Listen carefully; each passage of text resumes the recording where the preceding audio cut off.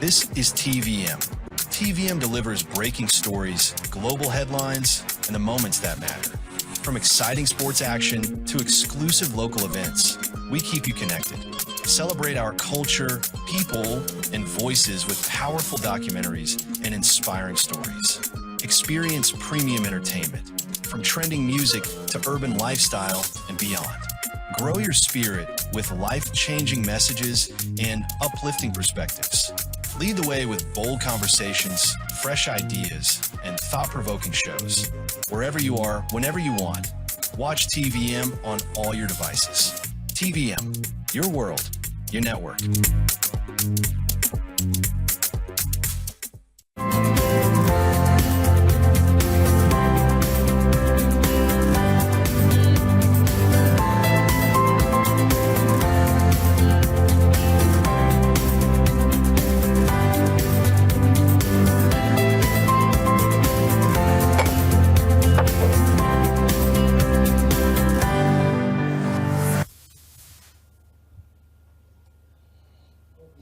A very good day to you. Thank you for being with us. Thank you for being patient with us.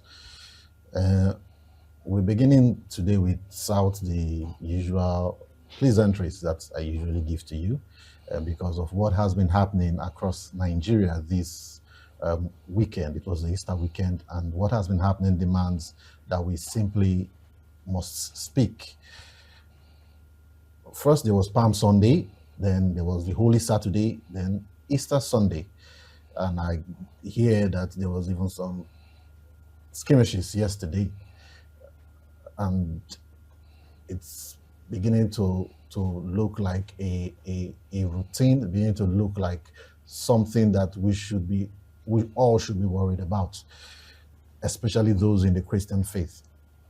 Now, these 3 days for the Christians are 3 most sacred days of the year, talking about the Palm Sunday, Holy Saturday, and the Easter Sunday morning, right? The Easter Sunday. They're the most sacred days of the year that are set apart for special worship by the Christian, for families, for the celebration of life over death. And across the across 6 to 7 Nigeria states this Easter, talking about states like Plateau and Benue, Kaduna, Borno, Katsina, Zamfara, these days we're drenched in blood. So what we are going to do today is to take you through what happened, state by state, as time will allow us, because every incident needs to be named, it needs to be highlighted. And we'll start with what happened on Palm Sunday. But I'm not alone. I have with me here Mr. Fred One, who's going to take us through what happened on Palm Sunday in Plateau State. Just Mr. Fred. Yeah, always a pleasure to be here. Same.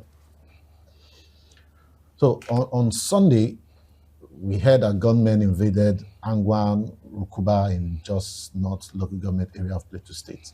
And understand that at least 27 people were killed, and communities that had gathered to begin the Holy Week, that was last weekend or 2 weekends ago if you want to, they ended the night counting their dead. And days later, there was fresh attackers struck in Chiwe, also in Jos, where 3 more people were killed. Then on Holy Saturday, the night before Easter, suspected terrorists struck in Benue State in the Imbalom, Mbatsada, Agana community in Gwer local government area, and at least 9 people were killed. One person was fighting for their life, as at the time we put this together, we had somebody who was fighting for their life in the hospital. Now, the attackers, as we made to understand, stormed the village between 5 and 6 in the evening and carried out what local authorities call the heinous act. And the local government's area chairman, the person of Timothy Adi, confirmed to Channels Television that the security alerts and advisory about the attack existed beforehand. And this warning was there. 9 people still died. And still talking about that on Easter Sunday, that very day, where Christians were celebrating the resurrection of Jesus Christ, armed bandits, launched something in the form of a violent, coordinated attacks on communities within the Matazu local government area of Katsina State, resulting in, casualties and significant property damage. Now, the hoodlums primarily struck Sayaya and Dankawari towns. Reports indicate one policeman, identified as Suleiman Bashir, was killed during an ambush on a police station. Now, two civilians were wounded, as it were. A primary healthcare center in Sayaya was also set ablaze. Multiple shops were, looted and burnt. 3 victims, as at the time of the reports that when it came in, where 3 vehicles, I beg your pardon, were destroyed across affected areas. Now, while official statements from the governor's office confirmed the death of one policeman, the chairman of the ADC in Katsina State, in the person of Lawal Tuko Batagarawa, claims that 3 policemen were actually killed during the violence. The governor of the state, Diko Rada, visited the area to condole with the divisional police officer and affected families, expressing sympathy for the loss of life and property. Now, like I said earlier on, the ADC chairman, Lawal Tuko Batagarawa, has strongly criticized the federal government, labeling their handling of regional insecurity as absolute irresponsibility. He called for urgent action to protect citizens across the northern states grappling with similar violence. At the time of this report, when it came in, the filing of the report, security agencies had not yet released a formal statement regarding the specifics of the investigation or the pursuit of the assailants. Also, on the same day, on Easter Sunday, in the Ariko community in Kasha local government area of Kaduna State, we saw another thing happening there where terrorists surrounded 2 churches at the same time, the First ECWA Church and then St. Augustine Catholic Church. They opened fire, talking about these terrorists, opened fire on worshippers. At least 7 people were killed. 7, possibly 8. Confirmation, was still ongoing as the time this report, came in. And in the chaos, an unknown number of worshippers were abducted, taken into the bush at gunpoint while their families screamed for help. Meanwhile, the Nigerian Army quickly mobilized in Kaduna State, and the troops, according to what we are told, received a distress call. They pursued the fleeing attackers and engaged them in a fierce firefight. That is according to what we are told. And 31 of the hostages were rescued. While this is commendable, and we'll speak to it at length or as much as time will enable us, but when troops rushed to the scene, when the troop got to the scene, 5 people were already dead. And then the army itself confirmed recovering their remains. 31 were rescued, 5 could not be saved. And on the 2nd of April 2026, that was a couple of weeks ago, heavily armed bandits stormed Kufia. Heavily armed bandits stopped Kufia in the Bukuyum local government area of Zamfara State in broad daylight. Now, this is where it becomes worrisome. A lot of these attacks that happen in broad daylight. This was 1:28 in the afternoon, broad daylight. I see you, you see me. Firing sporadically and causing mass displacement. And an unspecified number of residents were adopted. Then the DSP, that's the Deputy Inspector of Police, Yazid Abubakar, confirmed that the Joint Task Force of Police and Military is currently pursuing the suspects and conducting rescue operations. Some residents who escaped into the bush were recovered and hospitalized. Then on Friday, the 3rd of April, hoodlums launched suspected reprisal attacks on Akwaya and Udege Kasa communities.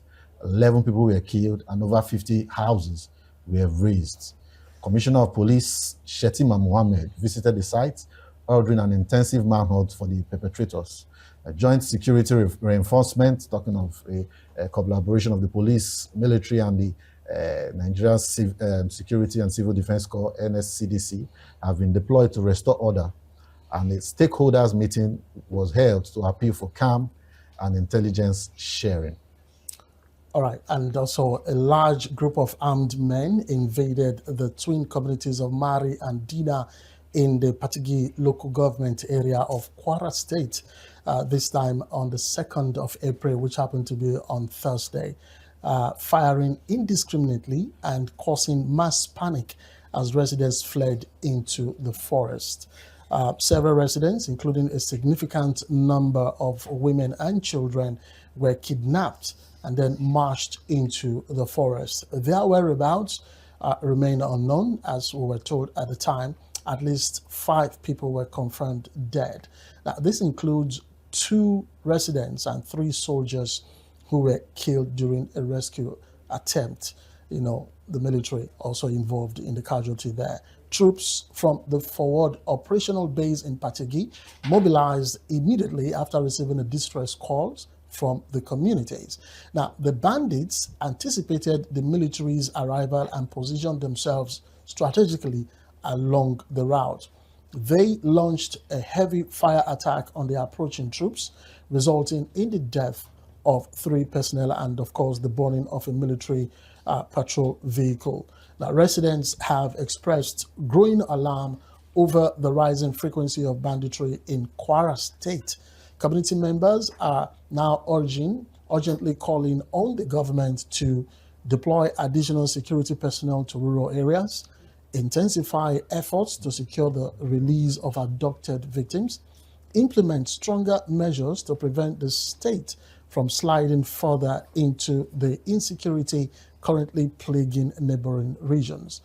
As of the time of this report, the military had not yet released an official statement regarding the incident or the specific casualties, number of casualties in these particular incidents.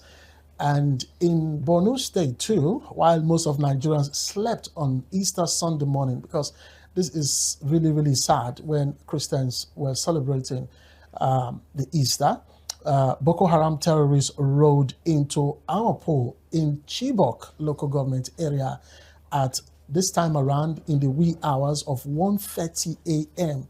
on motorcycles.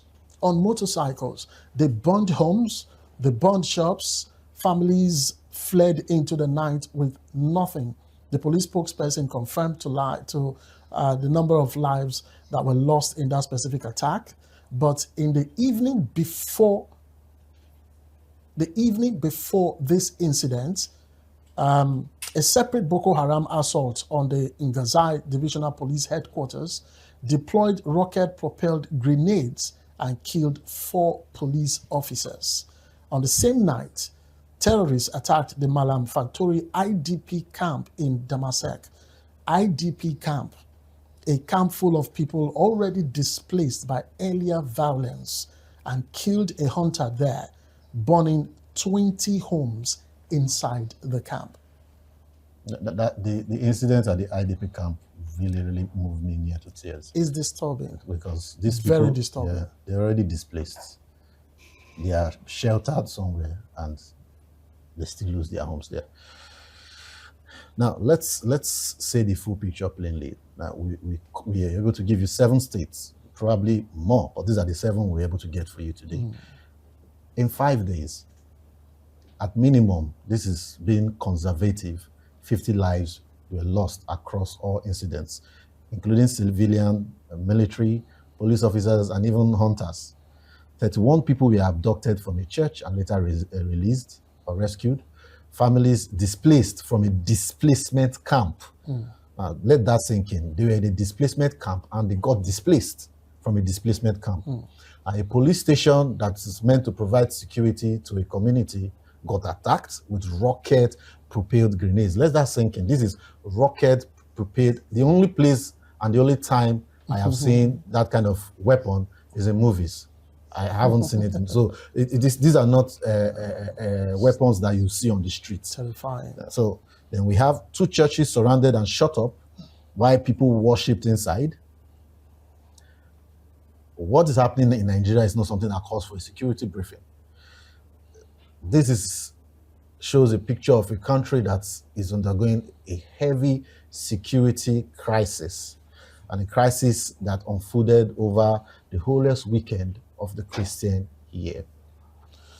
Well, the atmosphere of fear has now become so severe that Catholic dioceses across Nigeria moved their Easter vigil messages or masses from the traditional midnight hour to the late afternoon, what we know them for. But they have to do that, citing, in their own words, the realities of our time, particularly the prevailing insecurity in our country. Now, the church, which has held midnight vigils for centuries, said, not in Nigeria, not this Easter. International condemnation has also followed, with the U.S. Senator Ted Cruz publicly weighing in on the attacks. I mean, you could just imagine, because of the insecurity situation in Nigeria, churches have to rearrange what ought to have been night vigils for now the daytime. To daytime, yeah. We are now adjusting our lives at the behest of these criminal elements. This morning we are trying to give these stories attention, but it's not for sensationalize. It's not to sensationalize it. Neither is it to inflame anybody. But people died. People died in Agwan, Rukuba. People died in Gwer. People died in Ariko. People died in Damasak. People died in Chibok. Chibok is now sounding like a resounding bell when it comes to things like this. People died in Chibok. And these people deserve more than 30-second headline that you will see in the newspaper, or the government doing condolence statement. They even deserve more than a visit to the airport in the States.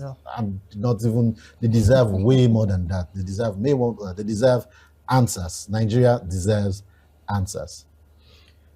Now, we'll take a look at the pattern, because this looked like it was patterned. It looks like it was orchestrated. And what strikes me most in all these stories is that it's not just about the horror, though it is horrific, but it's the familiarity. Plateau State has been in this conversation before. We've had Plateau State before. Benue has been a recurring decima in this conversation. Southern Kaduna has been here before. Borno and Chibok, they are now like I called them, resounding bell, always hearing about them. They've been here before. People have sat on desks like this. I have sat on desks like this. You've sat on desks like this. We've spoken. We have reported. We have analyzed. Security agencies have spoken. Security experts has given their views. For years, the names of the community may change. The death toll may vary, but the cycle does not seem to break.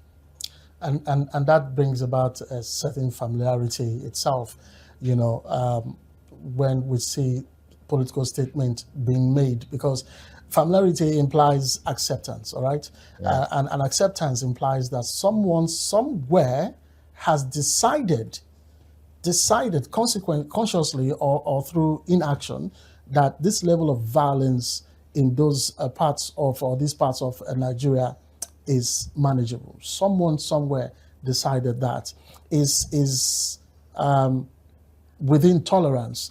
It is not enough just to change the fundamental architecture of how Nigeria protects its citizens. Yeah, like repeating the same thing over and trying to get a certain thing, but doing the wrong thing all the time. The incident happened. Federal government talks, this one talks, that one talks, army spokesperson speaks, everybody speaks, joint task force they go everywhere, they come out, and a couple of weeks later, we start again. It's just the narrative that they've employed over and over, and nothing seems to be working. All right, let's talk about Kaduna specifically. The pattern in Kaduna, what I notice is the clinical consistency. In February 2026, there was an attack on Coming Wali in Kachia local government area, which is interestingly the same local government area as Ariko community. They also targeted worshippers at a church gathering. Scores of people were abducted. Outrage was expressed. There was renewed calls for security presence in southern Kaduna. Then 2 months later, Easter Sunday, same local government, this time 2 churches, more dead, more abducted. The pattern, it was not just a repeat pattern, it actually escalated. Which raises a question that we should put directly on the table. Is anyone in the Nigerian security establishment, the circle connecting these dots, is there someone in the Nigerian security establishment, or is there a dedicated analytical unit somewhere, in the DSS, in the military intelligence, in the police, that is actually tracking attack patterns in southern Kaduna, building a profile of the perpetrators, mapping their movements, identifying their supply chains? Is there intelligence on all of this? Because if that work is being done, the results are not visible, in the outcomes. And if it is not being done, that is an even more alarming failure, from the security angle. Exactly, especially when the councillor in Kaduna gave a detail that I think people should actually pay a lot of attention to. He said there was poor telecommunication coverage in Ariko area, and that may have allowed the attackers to carry out the assault without immediate response. This is 2026, right? This is 2026. I mean, how old is Nigeria since independence? A community is being massacred, and no one can call for help because there is no signal. Interestingly, that local government is not just experiencing this thing for the first time. So you would expect that, okay, it happened the first time. Let's preempt it the second time. The first problem was they couldn't call for help. Let's correct that. No. According to the councillor, he said poor network telecommunication coverage. So security is not just the only problem there. There's an infrastructural deficit there. Connectivity failure and a governance failure. Just governance failure stacked one upon each other. And they have a local government chairman, they have a state government, and we have a president. And in Borno, we keep talking about it since bringing these stories to you to understand. In Borno, for instance, Chibok, we have to visit Chibok. We have to speak about Chibok again, the way it deserves to be spoken about. Remember, in 2014, April, same month, 2014, the world was shaking when Boko Haram abducted, a number of I think about students, about 200 schoolgirls from a secondary school in Chibok, and it became one of the defining humanitarian stories of the decade in the history of Nigeria, to be precise. It launched a global campaign, and that resulted in international partnerships, security assistance, and intelligence. Nothing we didn't hear at that time. 12 years on, Boko Haram attacked this same community, Chibok, this time on Easter Sunday morning.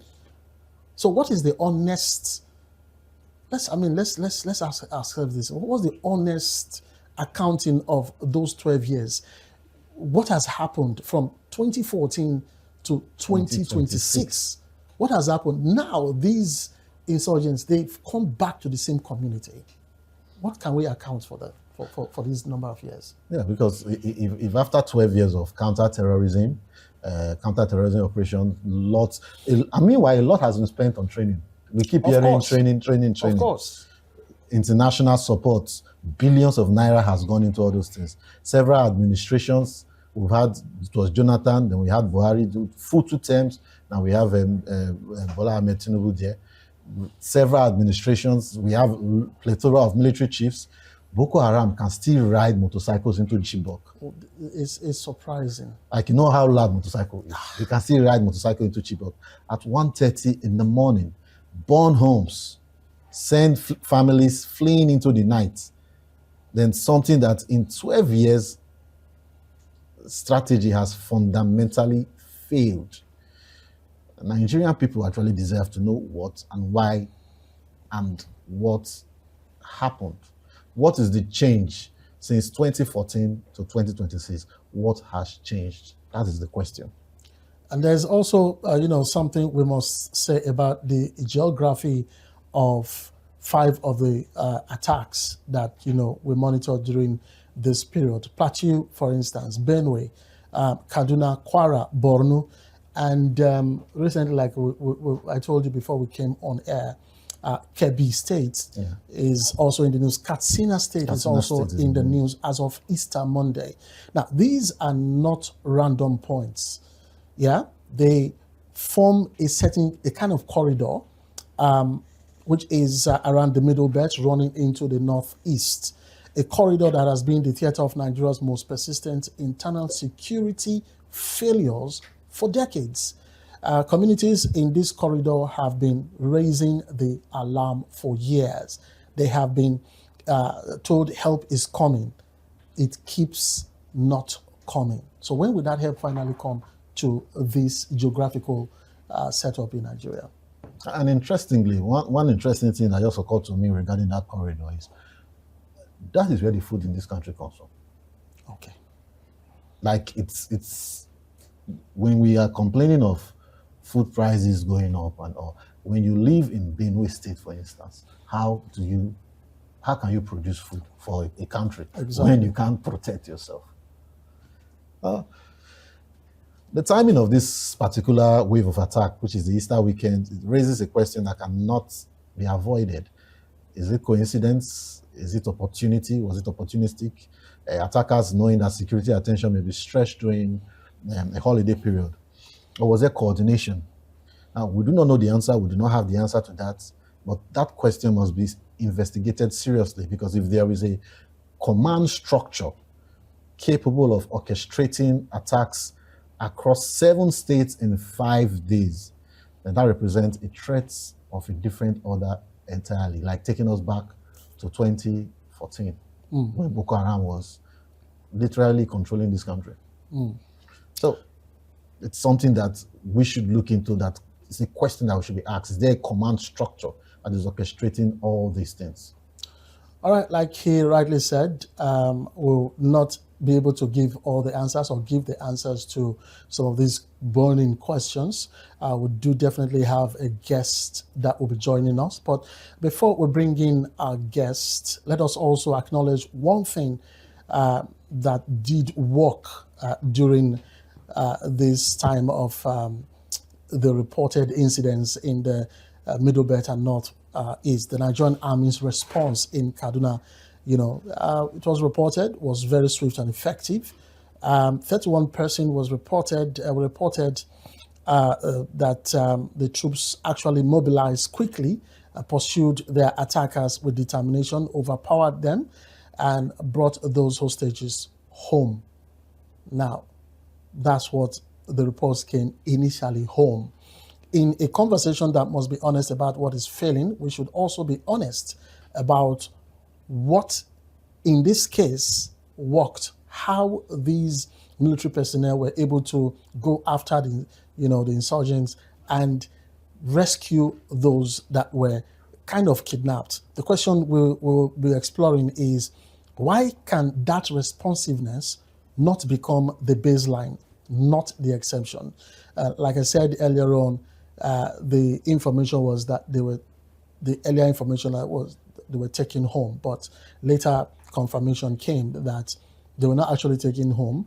They were taken to a health center for proper medication and checkup. Yeah. Okay.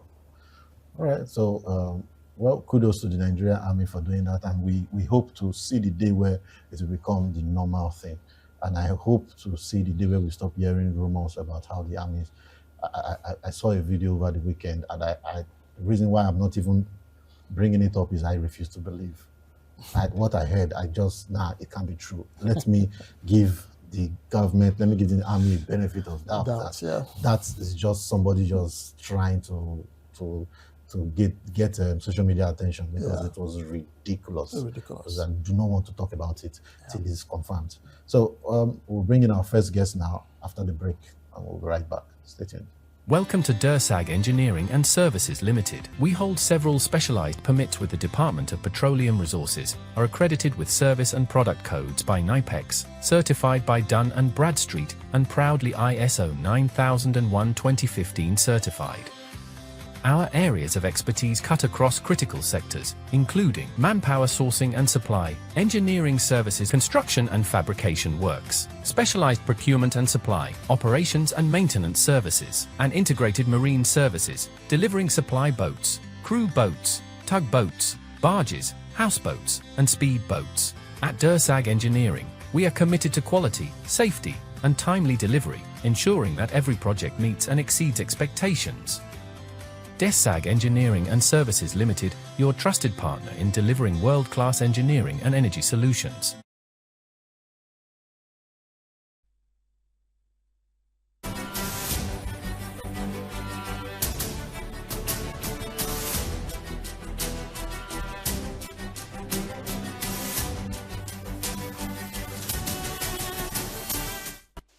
In every democracy, power does not operate in silence. Someone must ask the questions, tell the stories, and shine the lights where others would rather keep things hidden. In Nigeria, that responsibility largely falls on the media. From newspaper and radio to television and digital platform, the media plays a powerful role in how the country is governed. Here on Explain, we're going to be looking at the roles of media in governance, how it informs, checks powers, shapes public opinion, and strengthens democracy. When we talk about the media, we mean newspapers, radio, television, and digital platforms such as news websites and social media. In Nigeria, the media reaches millions of people every day in cities, towns, and rural communities. From early morning radio to the late night TV news, the media is often the first source of information to the public. The first major role of the media in governance is information. The media tells Nigerians what the government is doing, new policies, budgets, laws, appointments, and national decisions. Without the media, most citizens would be completely disconnected from the government activities. By reporting the news, the media keeps governance visible and open to the public.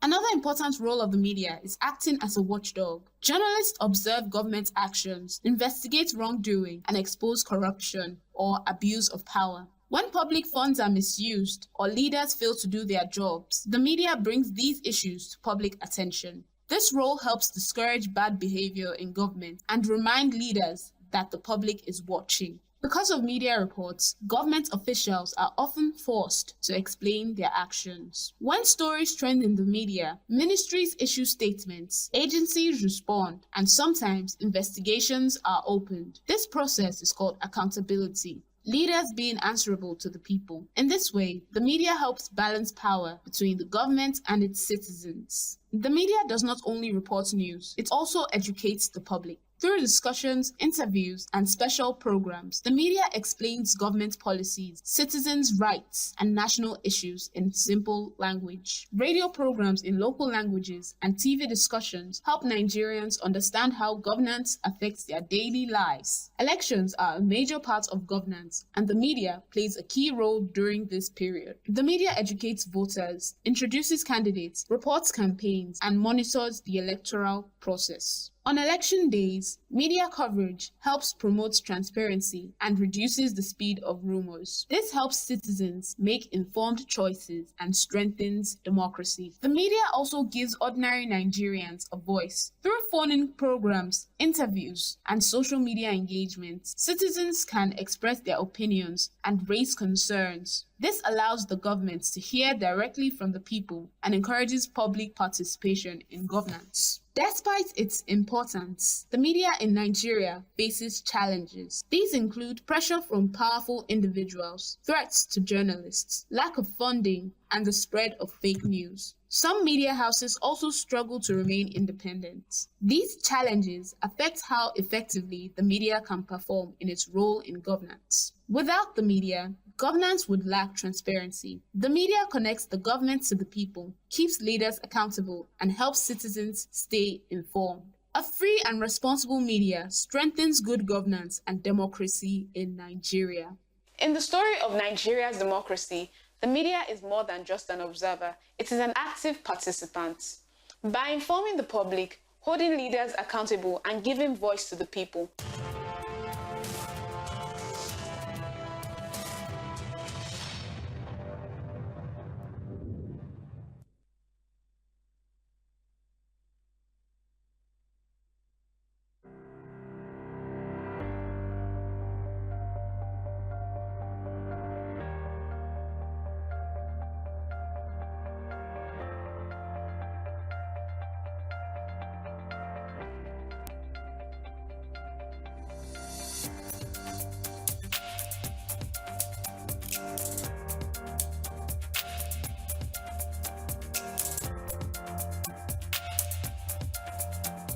Welcome to DERSAG Engineering and Services Limited. We hold several specialized permits with the Department of Petroleum Resources, are accredited with service and product codes by NIPEX, certified by Dun & Bradstreet, and proudly ISO 9001:2015 certified. Our areas of expertise cut across critical sectors, including manpower sourcing and supply, engineering services, construction and fabrication works, specialized procurement and supply, operations and maintenance services, and integrated marine services, delivering supply boats, crew boats, tugboats, barges, houseboats, and speed boats. At DERSAG Engineering, we are committed to quality, safety, and timely delivery, ensuring that every project meets and exceeds expectations. DERSAG Engineering and Services Limited, your trusted partner in delivering world-class engineering and energy solutions. Welcome to DERSAG Engineering and Services.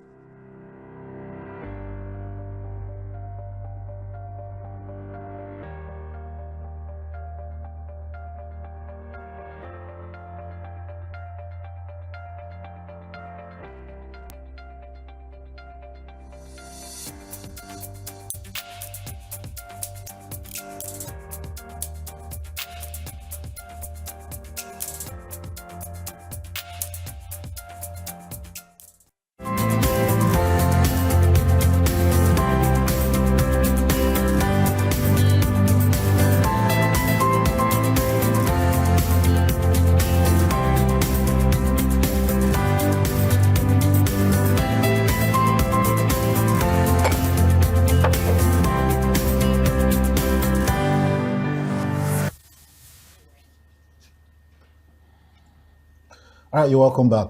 We have with us in the studio today Joseph Preye. Joseph Preye is the head of corporate communications at Gwer International Limited and the strategic communications expert with extensive experience in crisis management and stakeholder engagement and intersection between corporate responsibility and national security. Mr. Preye, good morning and thank you for being with us on what could be regarded as a heavy time for us in Nigeria. Good morning. Thank you for having me.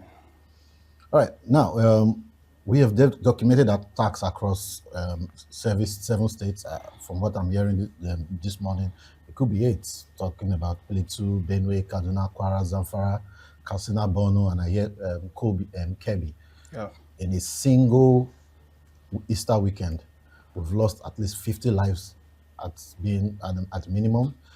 Churches were attacked during services. The police stations were hit with rocket-propelled grenades. And as someone who studies Nigerian security environment, what does this concentration of violence across this geography in a single window of time tell you?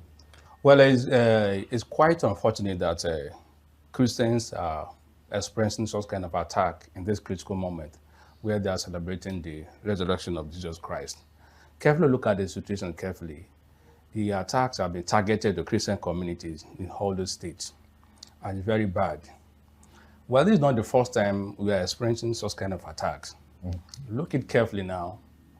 Mostly during election period, such kind of attacks normally take place in this country. And it's something that is a worrisome situation, and the government need to do something serious to tackle these situations. Now, like I said earlier, this is not the first time we are experiencing such kind of attack. Yeah, we've been here for before. decades. And especially in the North Central, such kind of attacks are not be received, such kind of humanitarian interventions, even government intervention, even global publicity is very low. And the communities have been victims. So are you of the opinion that there've been kind of information suppression when it comes to attacking those regions of Nigeria? Like a lot of factors involved. Looking at the holistic point of view, a lot of factors involved. Carefully look at it now. Land dispute. The Muslim herders and the Christian farmers, another factor that gave birth to this crisis, those attacks. That's another factor. And apart from that, our borders are very porous. Some foreign criminal elements have access to our country without security scrutiny, align with local criminals and come up with such kind of attacks. That's another factor. Then politics. During election time, like you remember during Jonathan's time as a president, the opposition element used violence to attack, to try to weaken the government, the government in power, that they cannot be able to do it. And that's exactly what is happening now. Oh, so you have the opinion that there's a political undertone? Of course, there's to a all political undertone to what is happening. If there's no political undertone, the government have addressed it. Why the government they find it difficult to address this situation? Because they are also part of the process. Because what really brought the Boko Haram to this country? If you carefully go into history, the matter of the situation, you must make reference to politics, political actors, political elements in the process. Try to bring Boko Haram to frustrate Jonathan administrations. But if we say the political actors were involved, does that stop the security architecture from functioning? Now, look at it now. When Buhari was in president, they brought some Boko Haram in the name of repentance. They have repented. And they incorporated into the Nigerian Army. That's another big challenge to Nigerian security architecture. Those people are insider. They are giving information to those people. So you do not agree with the rehabilitation? Of course. No, I'm not in support of rehabilitation. No, definitely. No, I'm not. Especially since people that are insiders are passing information. And that's why in some situations you can see that there was a barrack, they attacked a barrack. They give information. Immediately the security left, that's when the terrorists attacked the area. That's to tell you that there are people inside the military that are giving us the information to those terrorists to go ahead. Yeah, so in other words, the security system needs to be reviewed totally to face out those people, criminal elements in that security system. If actually the government is ready to fight against this terrorism in this country. Yeah, but there is still one other detail about, like, for instance, the incident at Benue State. There was a security alert and there was advisory, meaning security personnel were the security architecture. They were aware that something like this was going to happen, and they gave advisory, and it still happened. 9 people still died. Now, it looks like there is a gap between intelligence and action, because obviously our security agency had intelligence that was about to happen. But are they acting on that intelligence? That's the issue so there. What do you think is the reason? Who should, I think, going beyond what is the cause, I think we should be looking at responsibility. Who should answer for that kind of failure? It's the government. Who in the government? The government. The government is who is controlling security? But he is not going to be the one to go to the field to start. He position people there. He's one that will give order. This is what I want. If there's before he became a president, after everything, win election, he said that you provide security, protect life and property of citizens. It's government's responsibility. Now, what is happening is a manifestation of the government failure, systemic failure. So who you want to blame? It's the government's responsibility to provide security, protect life and property of the citizens.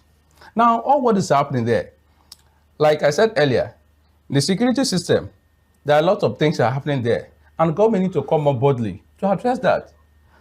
Review the system carefully. First out those criminal elements that are in that security system. If actually they are ready to fight against this terrorism in this country, that's the way to go. Now you can see that in Benue State, before the attack, they got information that such kind of situation wants to happen, right? Now, why the government failed to act to prevent that attack? You want to blame the citizens, the harmless citizens? They have nothing to do. It's the government responsibility to act. Since we have gotten the information, we have gotten the intelligence that this is what wants to happen, the government needs to come out boldly to stop that. Deploy a lot of military to that area to stop that. Like I said earlier, in some situations, the terrorists give information that we are coming so day to attack that very place. You can say that the government will not do anything until they attack. No. What does that tell to Nigerians? Okay, that the government need to do something. Now, let's if you look at one of the incidents that happened 12 years ago, about 200 schoolgirls were abducted in Chibok, in Benue State. Boko Haram were responsible for that. 12 years later, same Boko Haram still go to that same local government and still harass them. Now, you've said the government's inaction is causing it. But meanwhile, we are well aware that between 2014 and now, there've been a lot of finances have been pumped into counter-terrorism training, counter-terrorism operation, preparing for terrorism and the rest. Now, do you think that aside government inaction, do you even believe that we have the current security architecture we have, the current counter-terrorism architecture we have, do you think it's capable of producing a different outcome, or do you believe something fundamentally has to change? The truth is that you cannot continue to do the same thing and expect a different results. Exactly. That's what is happening in this country. Every day you see terrorists attack a particular place, and the government will say, don't worry, we're going to do that. We are going to fresh out the perpetrators of this act. We're going to bring them to book and rest of them. Are we seeing any evidence, any action from the government perspective? No. We are not seeing anything. So the government cannot be the government spending billions of naira. Let the government come and tell us the evidence, the money they are spending. Let the government, the people that are spending them, are they not part of the government? Why are you asking, who is responsible for that? Government is spending billions of naira to train security personnel to fight insecurity. And the Nigerians, we are not experiencing that situation. In reality, we are not experiencing it. We are not experiencing that. Yes, the government is fighting corruption, the government is fighting against insecurity in the country. We are not saying that. So everything still boils down to the government. If actually the government is ready to fight insecurity in this country, like I said earlier, review the security system. See, the truth is that let us be very frank to ourselves, what is happening in this country. If government today, this situation needs to be stopped, it will stop automatically. Nobody can fight against government. Nobody is bigger than the government. If today the government is ready that we must stop this killing in this country, it will stop. Look at what happened recently. That US government helped us to fight this insecurity. Yeah. What was the reaction of our government?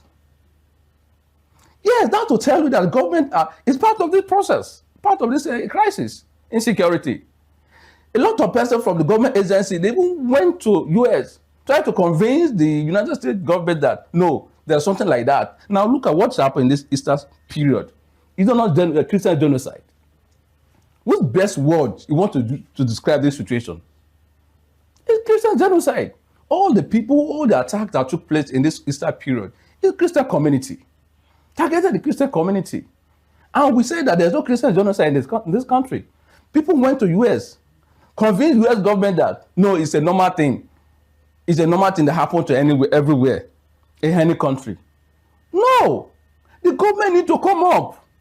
When our president went to Plateau State to commemorate with the victim of this attack, he didn't even go to the site. He didn't get to the site of the attack. Just went to the airport. And addressed few people at the airport. Now, mentally, what does that do mentally or psychologically, what do you think that does to victims of such attacks? Yeah, they did feel to let them know that they are not being carried along by the government.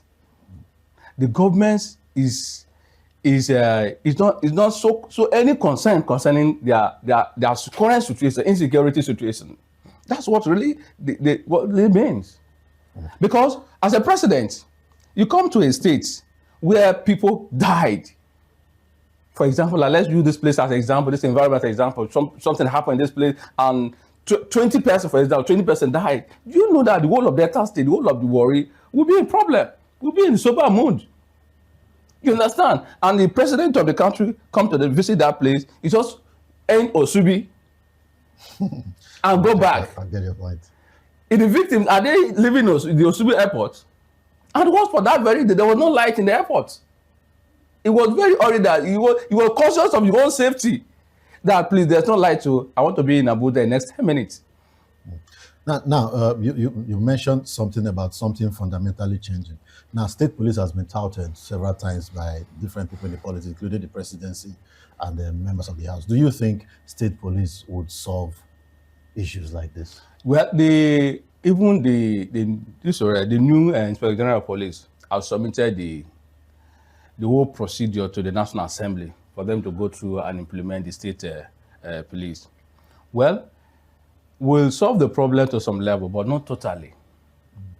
Police cannot be able to handle this situation, except the government need to come in. It still boils down to the government, because the current police, the current police architecture, what are they doing?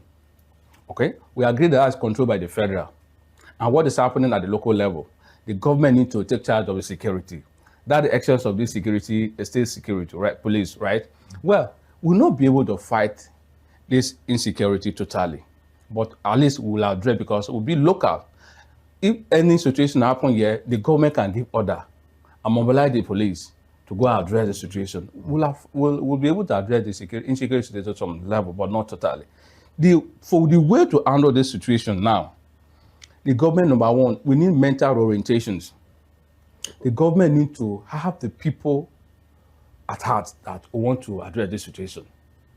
Forget about their personal interest, their political interest in all of this. Because when you look at it carefully, a lot of this that happen have political undertone, have political interest. Political elements are fueling this crisis. Yes, it's happened during Jonathan time. The same people that government, that's what they used to criticize Jonathan government. Allegedly. Yes. Now, other people are there trying to, you said you're going to provide security, and look at what is happening. You understand? So still boil down to the government. Look at the military. They are, like you rightly said, that they have been spending billions of naira to train security personnel, buying arms for the military. What are those? Where are those arms? Till today, what the terrorists, what they are using is more sophisticated than the one we have in our military. Where are those money? Where are they getting those weapons? Where do you think those weapons come from? Look at it now. People are making money in all of these things. What is happening now in this security situation? People are making money out of it. There are people now. You can imagine that today, if you use your phone to make call, if the government want to track you, the government will track you down. If the government want to get you down, the government will get you down. And these terrorists, they're using phone, they're making phone calls.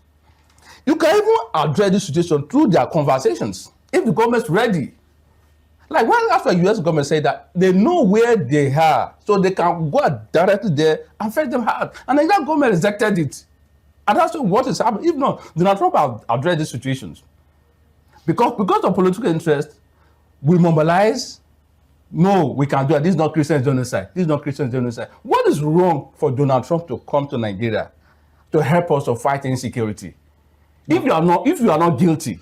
Now talking about Christian genocide, you kept calling it Christian genocide. Now there are those who argue that that framing these attacks in Nigeria, in this country, as in religious terms is unhelpful, and that the root causes of things like these the root causes are economic and environmental. How do you respond? How do you respond to that from where you stand? Do you agree with them? Do you believe the economical situation of the country vis-a-vis poverty has a role to play? Okay. If you follow by people out of here believe that what is happening as a result of poor economic situations, no job, no employment, no food to eat, and that's what is happening. It's only some parts I will not mention, because from look of them, I will not mention those people. It's only some part of people that are victim of the economic situations. You know, I have that argument. Why the Christians, because of the hunger and poverty, carry arms and attack other people? I have that. Yes, with that. Because you cannot use this language to say that no, it's not a Christian genocide, it's an economic problem. It's the economic problem affecting only the Muslim. The Christians are not victims of the poor economic situation in this country. We cannot say that. What is happening? Now, by all means, they want to grab the Christian lands. Another factor in the north. But even of here in the south of recent, when the Fulani come with their cow, they destroy the farm products. As we react. We rejected it. No, this will not happen. This will not happen. This will not happen. It's not about the economic situation. We know that the country is hard in terms of economy. Things are hard. But that does not withstand that. Some group of persons will not capitalize on it and kill other innocent people. No. No, it's not fair. So, if you were the president, what would you do? Well, to look into the security architecture carefully, like I said earlier, remove all these bad elements from the security situations, architectures. Like now, when President visited Benue State last year, June 13, he asked the Inspector General of Police at that time, have you made any arrest in connection to the killing? No response. But after that meeting, they made some arrests in connection with that attack. What are we hearing from them after the arrest? Nothing. You can say that impunity, the culture of impunity comes into play. People commit crimes, at the end of the day, the government is not doing anything. That now give confidence to those people to continue to do that. So if anybody, as a president, to face the law, bring them to book, face the law, deal with them, so that the rest will not continue with the same acts. By the time you feel biased, handle some set of people, and handle those people in different way, you are not helping matters. What happened at OD made the federal government destroy OD. Yeah, OD Hills. Yes. Yes. Till today, those people have not recovered. Yeah, they call Till today, the people have not recovered. What happened? But look at it. What is happening in this north, central, and northeast, and what have you? If it's somewhere in the south, you will have a different story. They mobilize billions of security people, move everywhere, destroy everything. What happened at Okwama? I was amused. Till today, Okwama have not recovered. I was amused yesterday. Are we one Nigeria? I was actually amused yesterday when I was reading that a joint task force is being put together to be deployed to, was it to the east? Yes, the east. Yes. I was like, I don't understand. A lot of people just died in one time. We are Yes. deploying to the east. What's happening in the east what is happening in the east that you are deploying security I get what you're over trying there? to say. Yeah. Are we one Nigeria? Those are the things, a lot of factors. That's why I said politics is there. The bottom line of it, politics, not about the economy. Nah, People get interest, have political interest. We want to do this so that we can go into power. Why the government cannot be able to, because the people that are in the government today, they did the same thing. Guilty conscience will not allow them to come out boldly to address the situation. And those people, they look like talk. If today you meet them, please take this, go and strike this action, they will gladly do that. This is their business. That's what the current administration allegedly did to frustrate Jonathan administrations. It's their turn. Even the criminals too know them very well that we are partners in crime. Now, I'll ask you the last question and we'll call this section a wrap. The slow response of the government, and I'm not even saying acting to maybe salvage the situation or prevent the situation. I mean, even to address, to publicly come and say, I have heard, and this is what we're doing. What do you attribute that to? Why do you think this present administration is very, almost sluggish towards answering insecurity crisis? Good. Because they are insiders. They knew what is happening there. When, like I keep on saying, when Jonathan was in power, we were leading this insecurity team in a protest. And at that time, a lot of killing in this country, that Jonathan cannot be able to do this. After his administrations, Buhari came. Buhari, the people that are killing today now, who brought them? Whether you like it or not, the truth must be told. Sometimes we are dodging the truth because of political reasons or some reasons. The truth must be told. If you want to trace the insecurity, it's traceable to political elements. They brought those set of people to disorganize the administrations. Now, when they came on board, they couldn't be able to have a proper dialogue with them. Then the people continue. Knowing very well that you know them very well, you brought them, and they are doing that. You cannot meet their demands. They continue the killing until you left. Other people came, used the same method to frustrate the administrations. So it's a systematic thing. It's not starting today.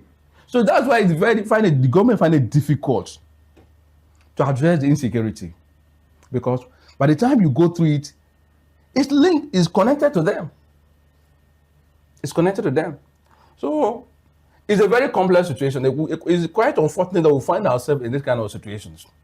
And it's only the government that can even be able to address the situation. There's nothing the ordinary citizen will do. We will create the awareness, like what we are doing now, creating the awareness. That's the only thing we can do. Is the government to come up with actions to address. Since the other day to today, now a lot of persons have died in this country in the name of this attack. But we have not seen any action from the government angle to address one, to scare the people that this will not happen. We don't know who will be the next victim tomorrow. The government is still quiet. Like rightly said, there's no official statement as regards to these killings. So we are in a very complex situations, and it still boils down to government to address it.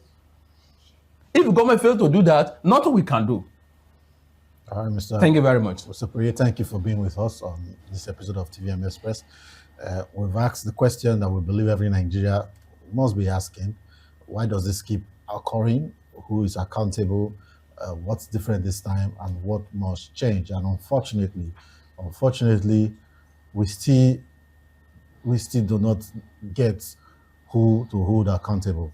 Just the president, and the president will tell you he has given instructions. Order, I have given order, and we are not seeing the order. Here we are once again crying over spilled milk. I'm just hoping that as a country, we get to a point where we have leadership in all aspects, not just in the presidency, in all aspects, whether it be security, leadership, community leadership that is responsible and is accountable. So we go on a break and we'll come back, we'll call it a day on TVM Express. Do stay tuned.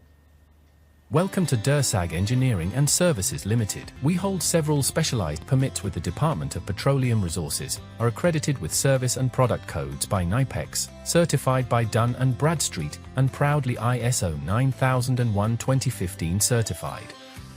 Our areas of expertise cut across critical sectors, including manpower sourcing and supply, engineering services, construction and fabrication works, specialized procurement and supply, operations and maintenance services, and integrated marine services, delivering supply boats, crew boats, tugboats, barges, houseboats, and speed boats. At DERSAG Engineering, we are committed to quality, safety, and timely delivery, ensuring that every project meets and exceeds expectations. DERSAG Engineering and Services Limited, your trusted partner in delivering world-class engineering and energy solutions.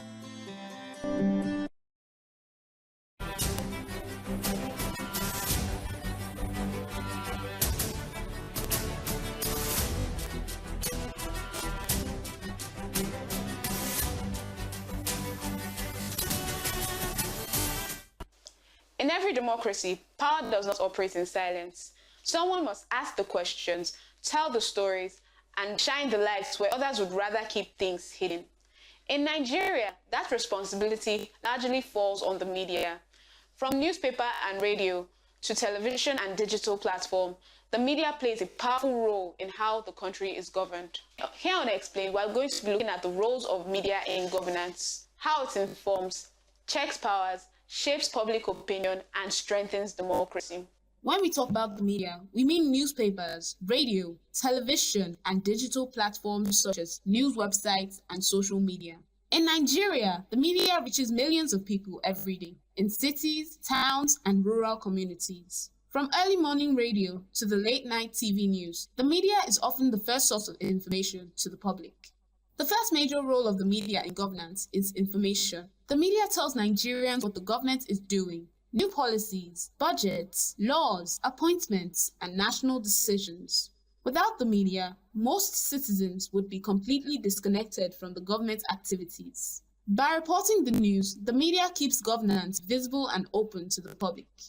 Another important role of the media is acting as a watchdog. Journalists observe government actions, investigate wrongdoing, and expose corruption or abuse of power. When public funds are misused or leaders fail to do their jobs, the media brings these issues to public attention. This role helps discourage bad behavior in government and remind leaders that the public is watching. Because of media reports, government officials are often forced to explain their actions. When stories trend in the media, ministries issue statements, agencies respond, and sometimes investigations are opened. This process is called accountability. Leaders being answerable to the people. In this way, the media helps balance power between the government and its citizens. The media does not only report news, it also educates the public. Through discussions, interviews, and special programs, the media explains government policies, citizens' rights, and national issues in simple language. Radio programs in local languages and TV discussions help Nigerians understand how governance affects their daily lives. Elections are a major part of governance, and the media plays a key role during this period. The media educates voters, introduces candidates, reports campaigns, and monitors the electoral process. On election days, media coverage helps promote transparency and reduces the speed of rumors. This helps citizens make informed choices and strengthens democracy. The media also gives ordinary Nigerians a voice. Through phone-in programs, interviews, and social media engagements, citizens can express their opinions and raise concerns. This allows the government to hear directly from the people and encourages public participation in governance. Despite its importance, the media in Nigeria faces challenges. These include pressure from powerful individuals, threats to journalists, lack of funding, and the spread of fake news. Some media houses also struggle to remain independent. These challenges affect how effectively the media can perform in its role in governance. Without the media, governance would lack transparency. The media connects the government to the people, keeps leaders accountable, and helps citizens stay informed. A free and responsible media strengthens good governance and democracy in Nigeria. In the story of Nigeria's democracy, the media is more than just an observer. It is an active participant. By informing the public, holding leaders accountable, and giving voice to the people,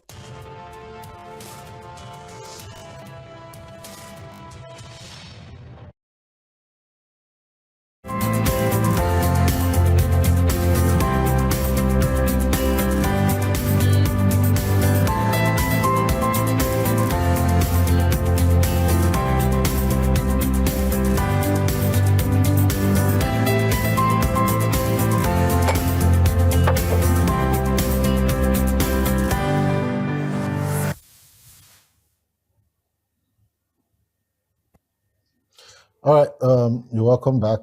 Well, if you don't understand what just happened, a lot of people in the country are really not happy with the way things are going. I myself, I'm trying so hard to control myself, so I don't go out of turn. But we're in a dire situation, and what is even more telling is the lack of consistency when it comes to reaction.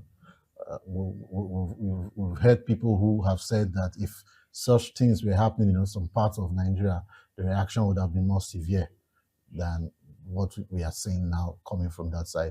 It appears that for some reason, and I want to talk to the federal government about this. This is not me trying to indict, but this is me trying to tell you that the body language you portray gives people the reason to believe that you are trying to protect certain elements of people over time, because we cannot have this same level of criminality happening for over 12 years.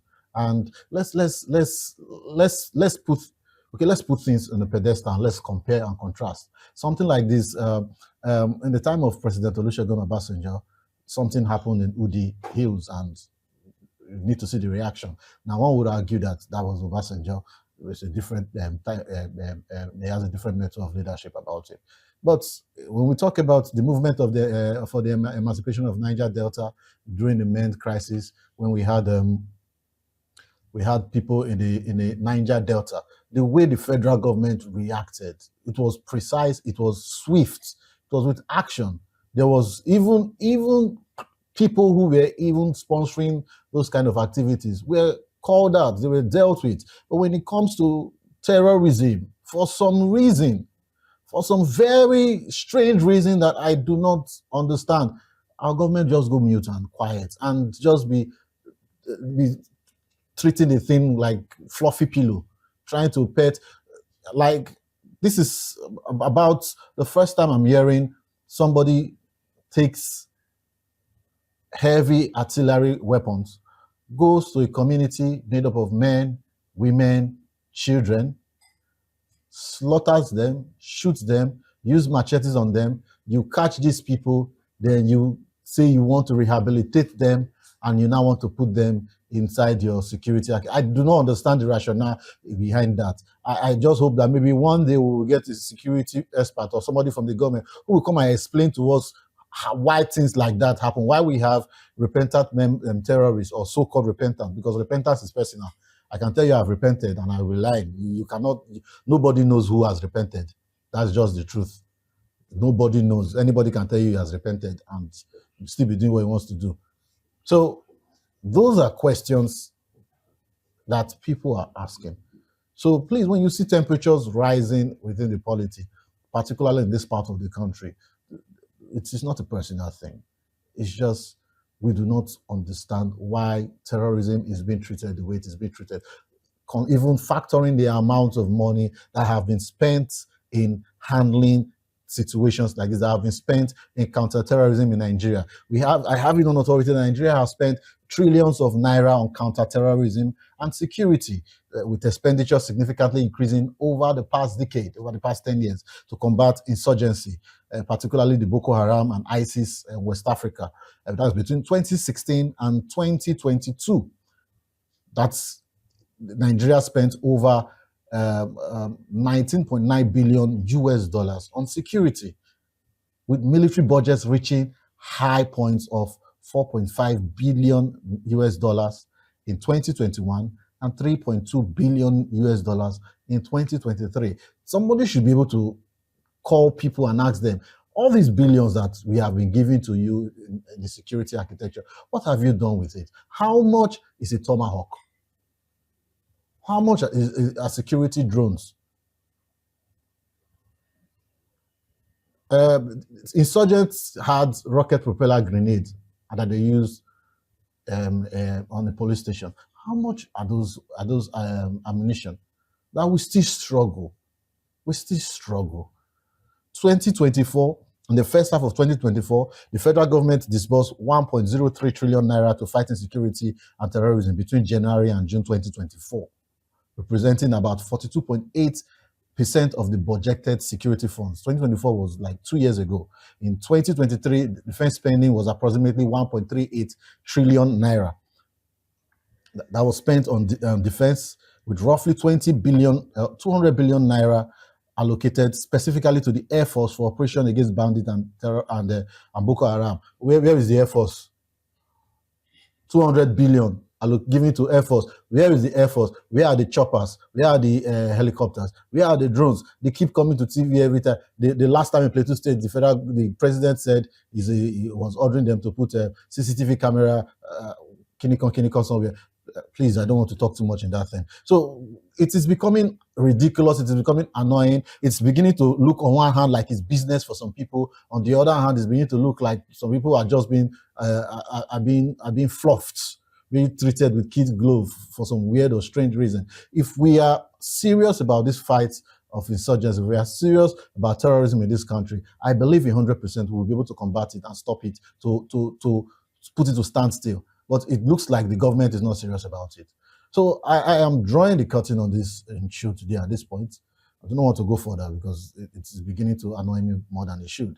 I hope the next time we'll see, we'll be able to look at productive conversation. We'll be able to talk about things that are moving the country forward. That is if we are able to get the leadership to do something that's going to move us forward. This is me praying and hoping that the next time we see here, we'll be talking about positive things. So remember to stay tuned to us. Talk to us on our social media platforms, on Facebook, on X, Instagram, YouTube. YouTube, you can watch our content on demand on TV, Metro Media, or you can watch us live on TV_Metro Media. then you call us. You can contact us through WhatsApp, or you can call us on the number on the screen. You can call us for business. You can call us if you have maybe something is happening in your area and you want to share the information to the world. You can reach out to us. If you have something that is newsworthy, something that is going on, just send a WhatsApp message or put a phone call across, and someone will be there for you. So stay tuned to TVM and see you on the other side. Goodbye.